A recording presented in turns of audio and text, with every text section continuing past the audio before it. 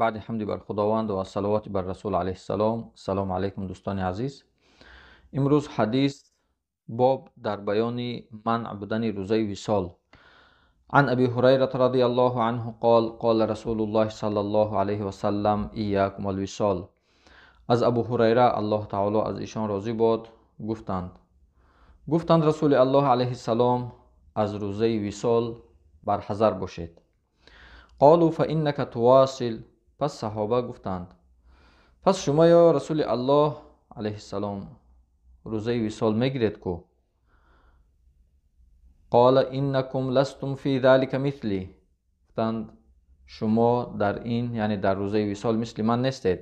اینی ابیت یطعمنی ربی و یسقینی.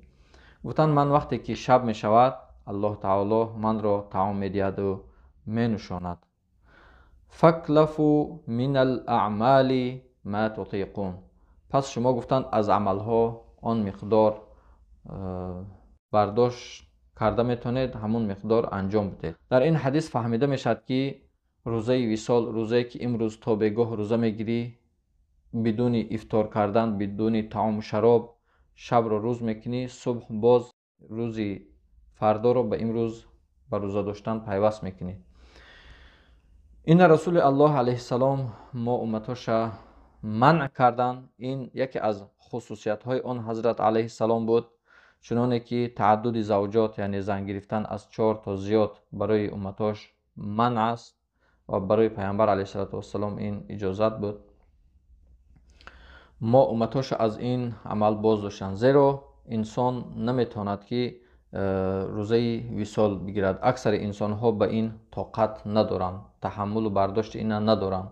شاید خیلی کمی از انسان ها اینا 2 روز یا 3 روز پی هم روزه گرفته بتونن، اما خیلی کم است. اما اکثر انسان ها به این طاقت ندارند.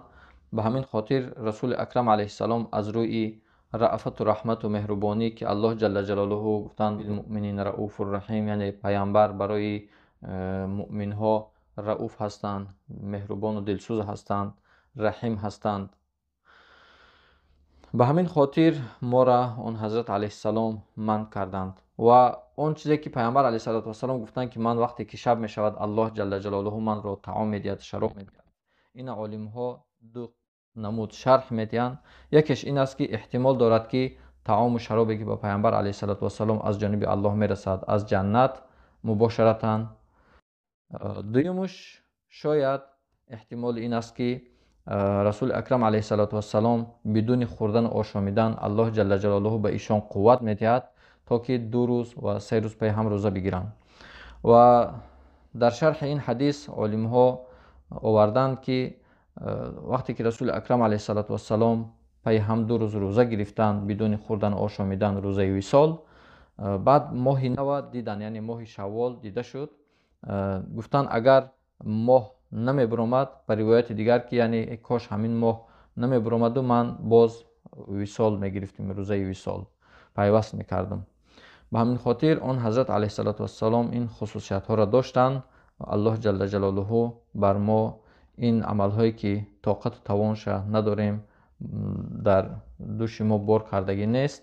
ما باید روزه بگیریم، بگاه شد افطار بکنیم، بنوشیم، هر چیزی که الله برای ما و شما اجازت دادگی است از نعمت های حلال تا صبح. باز صبح کشید، وقتی که شروع طلوع صبح صادق فرا رسید باز روزه خود بسته کنیم تا غروب آفتاب روزی دیگر. الله جل جلاله ما و شما را، پدرهای ما و شما را، گذشتگان ما و شما را در این ماه مبارک از نجات یافتگان آتش دوزخ و داخل شدگان در اون بهشت ریان که برای روزه‌داران ماه شریف رمضان وعده کرده است نصیب روزی گرداند. بارک الله فیکم.